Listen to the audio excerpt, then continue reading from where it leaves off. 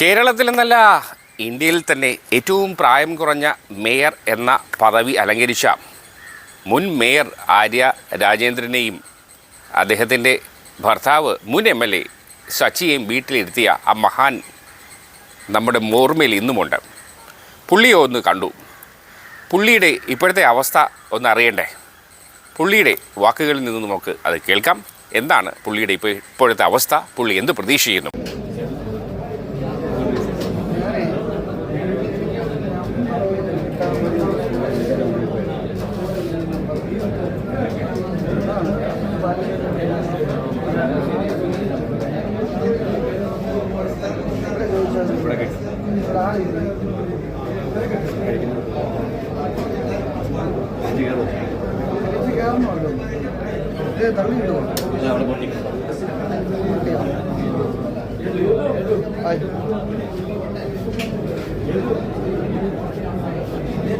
നീ എവിടെ പോണ?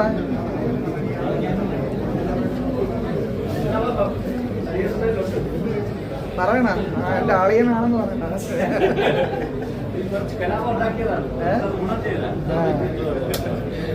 എനിക്കറിയില്ല, പണ്ട് ഞാൻ കലാപുള്ള ചേർന്നാണ്.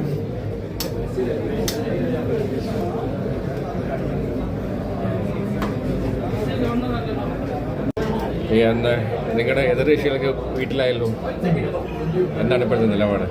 അപ്പം നിലപാട് എൻ്റെ നിലപാടാണോ അവരുടെ നിലപാടാണോ? അതെ, നിങ്ങളിപ്പോൾ എന്താണ് ഇപ്പോൾ പരിപാടി? ജോലി എനിക്ക് ഇപ്പോൾ എൻ്റെ KSRTCയിൽ ജോലി ഒരു തെറ്റും ചെയ്യാതെ വെളിയിലാക്കി ഒന്നാമത്. അപ്പോൾ ഇവരെ രാഷ്ട്രീയപരമായിട്ടുള്ള ഒരു പവർ വെച്ച് ഇവർ നല്ല രീതിയിൽ തന്നെ ഉപദ്രവിക്കുകയും പ്രൈവറ്റ് ബസ്സിൽ പോയപ്പം ഈ കേസ് കിടക്കണ PCC കിട്ടാൻ നിർവാഹമില്ല. അപ്പം പ്രൈവറ്റ് ബസ് ഓടി ജീവിക്കാനും പറ്റില്ല. ഇപ്പോൾ ആ സ്കൂൾ തുറക്കുന്ന ടൈമാണ്, മകനെ സ്കൂളിൽ പോകേണ്ടതാണ്. അപ്പോൾ അതും ഇപ്പം മുട്ടലിലാണ്. അപ്പം ഞാൻ എന്ത് ചെയ്യട്ടെന്ന് പറഞ്ഞാൽ അതാണ് കാണാൻ വന്നത്. എന്തെങ്കിലും ഒരു ജോലിയിലെ എന്തെങ്കിലും ഒന്ന് സഹായിക്കണം എന്ന് പറയാൻ വേണ്ടി. KSRTC ഒരു ദിവസം എനിക്ക് കയറണം, അത് എനിക്ക് വാശിയാണ്. അപ്പോൾ അതിന് വേണ്ടിയിട്ടാണ് വന്നത്.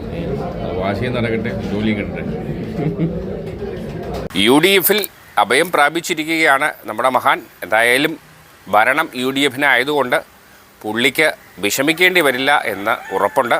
എന്തായാലും മുഖ്യമന്ത്രിയും ഈയുടെ ഒരു ചർച്ച, ഈയുടെ ബഹളത്തിനിടയ്ക്ക് ഈ പാവത്തിനെ ആരും മറന്നു പോകരുത് എന്ന് ഓർമ്മിപ്പിച്ചുകൊണ്ട് മറ്റൊരു വിശേഷവുമായി വേഗം കാണാം. അതുവരെ എല്ലാവർക്കും നല്ലൊരു ദിവസം ആശംസിക്കുന്നു.